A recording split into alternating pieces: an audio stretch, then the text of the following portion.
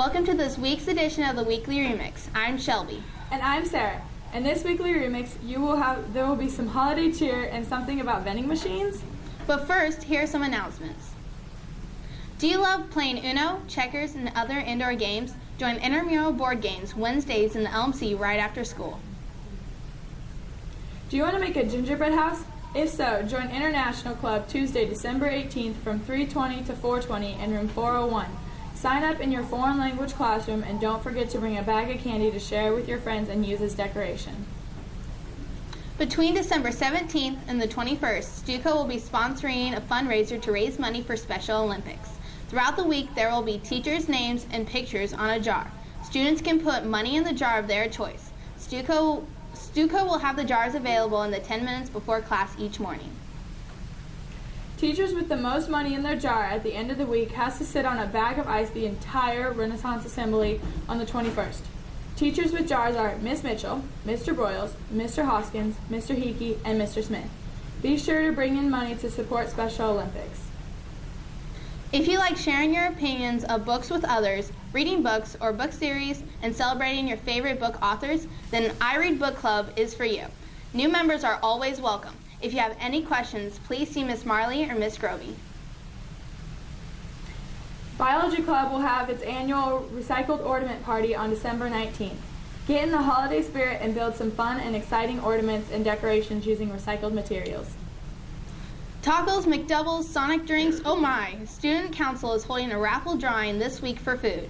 You can buy 2 raffle tickets for $1 and you'll be entered to win one of these mouth-watering prizes. 20 tacos from Taco Bell, 5 McDoubles from McDonald's, or Route 44 soft Sonic drink for you and one for the staff member of your choice.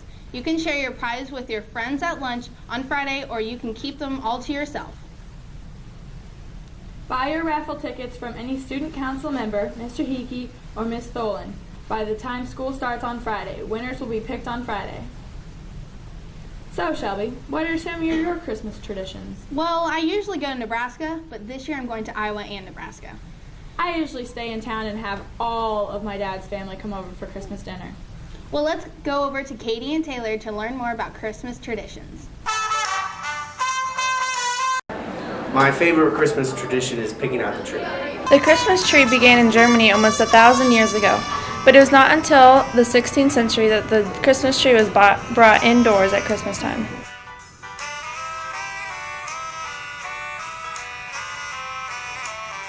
My favorite Christmas tradition is listening and watching the Grinch movie. Mr. Grinch, you're a mean one. You have termites in your smile. The reason you put lights on your house is because during the winter and solstice, to liven up the dreary winter, lights or candles were lit around the home to keep it cheery and bright. During the holiday times especially, when people were traveling to see others, candles were put around the outside of the house as a marking for travelers weary from their trek. Santa Claus was created from the story of St. Nicholas and is used to make kids behave throughout the year so they can get presents in their stockings instead of coal. My favorite Christmas tradition that my family does is that we like to go down to my grandparents' house and we have traditional Korean meals since they used to be missionaries down there. So we'll have bulgogi and kimchi and pontigi, and it's just so much fun and it's so interesting to have food from different cultures at a time like this. A star was used on trees to signify the birth of Jesus and the angels who represent the announcement of his birth. Christmas stockings started in a European country originally. Children simply used one of their everyday socks, but eventually special Christmas stockings were created for this purpose. The flying reindeer came from a mix of myths and a poem made by Clement C. Moore called A Night Before Christmas.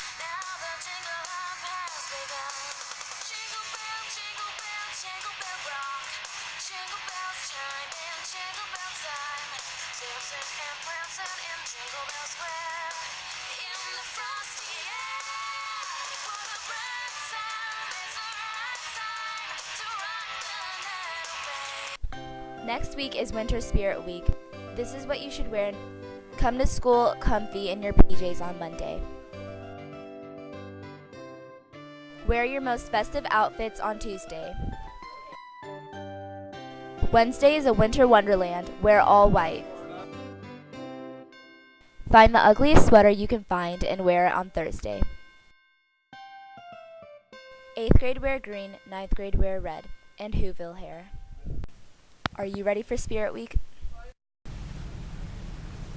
Shelby, don't you just love vending machines? Yeah, but I wonder about the history of them. Like, what were people thinking when they made vending machines? Let's go over to Avery and Asma to learn more.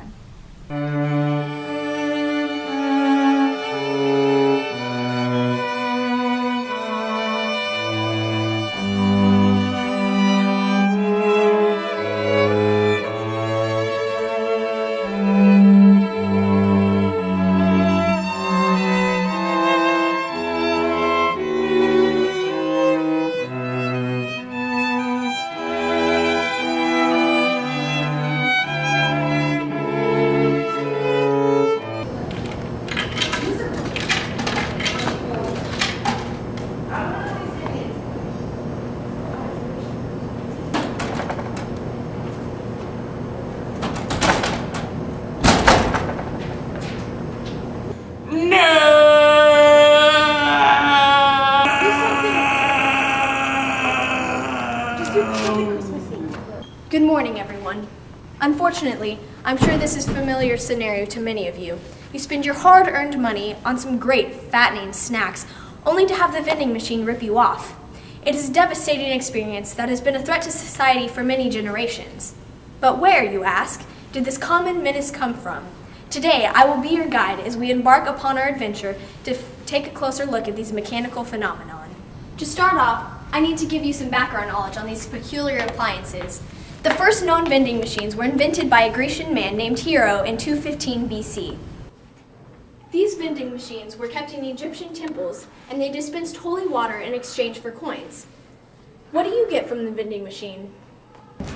My favorite thing to buy from the vending machine are Pop-Tarts, because Pop-Tarts are amazing and delicious, even though they rot your insides. My favorite thing from the vending machine is a Chex Mix Bold Party Blend, because I like sticking them in my belly button. My favorite candy are Butterfingers because they're really delicious. My favorite thing to get at the vending machines are Mambas because they're delicious. I get Cheez-Its. My favorite thing to get from the vending machine is Cheez-Its. My favorite thing in the vending machine would be hot Cheetos because they're good. Yeah. My favorite thing out of the vending machine would be Cheez-Its. So there's about 7 vending machines in the school, right? In Japan, they have one vending machine for every 23 people. That's a lot. With that many vending machines, there's got to be some pretty amazing ones, right? Well, let's take a look at the top 5 that we've found. Number 5, the Tombstone Deep Dish Pizza Vending Machine. This delicious robot dispenses a fresh pizza to take home at the touch of a button, and also some cash. Number 4, the Idea Machine. If you are bored and want something to do, this is the machine for you. For only 50 cents, you can get yourself an entertainment suggestion in a palm-sized container. This downtime curing contraption may also contain a small toy. Number 3, the Walking Coca-Cola Robot. This 8-foot tall giant walks around major cities all over the world, offering citizens ice-cold drinks. Pretty good advertisement, eh? Number 2, the Submarine Catcher. This variety of vending machine is definitely fishy. With a joystick and claw, you can catch your own live lobster for dinner on your way home. Number 1, the Volkswagen Autostrat. This vending machine is positively number 1. It dispenses cars. Tourists can go to these 16-story glass silos to pick out a brand new Volkswagen. If you're really picky and need to see all the cars up close, you can even take a tour up the center inside a glass room lifted by a giant mechanical arm. So think about that next time you get something from the vending machine.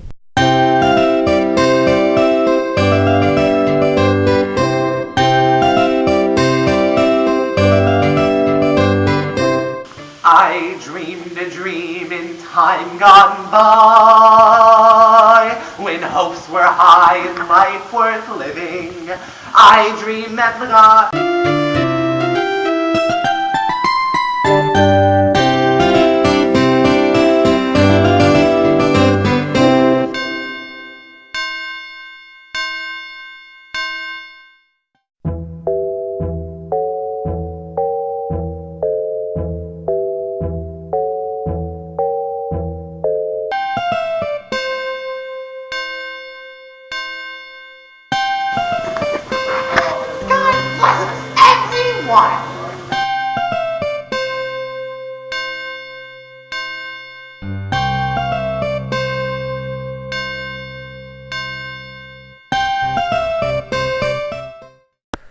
yes. I'd wondered which would break first, your spirit or your body.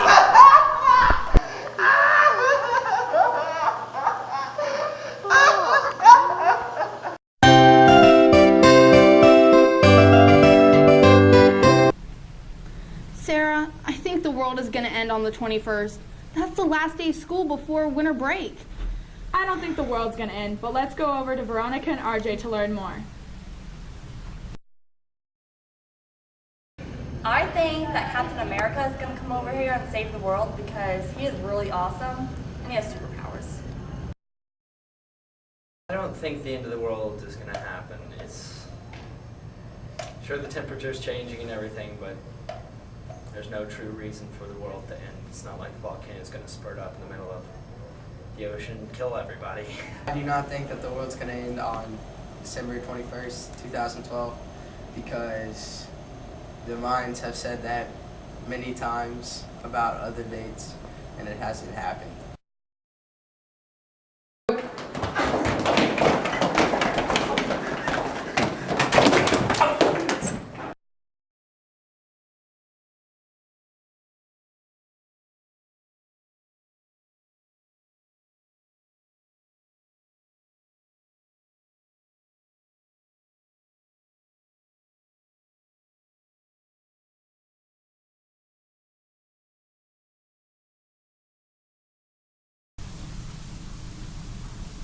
Welcome to your weekly sports report. I'm Tarsus. And I'm Ian.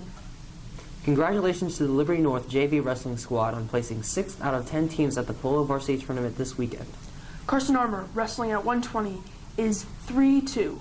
Nice work, Eagles. LHS JV Wrestling won the Staley Duel Tournament going 4-0 with only 8 wrestlers. Damon Broughton was undefeated at the Varsity Park Hill Duels. Congrats to the JV Lady Jays as they traveled to St. Joe Central and were victorious over the host school 41-27. The JV Lady Jays are now 2-1 on the season. The Varsity Girls lost a hard-fought matchup with St. Joe Central, 31-39. This was a rematch 3 days later of the championship game from the Liberty North Invitational. The Varsity Lady Jays are now 5-1 on the season. The freshman Liberty Boys Basketball A team won the Park Hill Tournament Friday night in a spectacular fashion, beating Park Hill South 56-16. Now let's go over to the Athlete of the Week. The Athlete of the Week this week is Caleb Longley for wrestling. I've been wrestling for about 2 years now. Practices are really intense. They're really hard. It's a very difficult sport. Wrestling's a very difficult sport.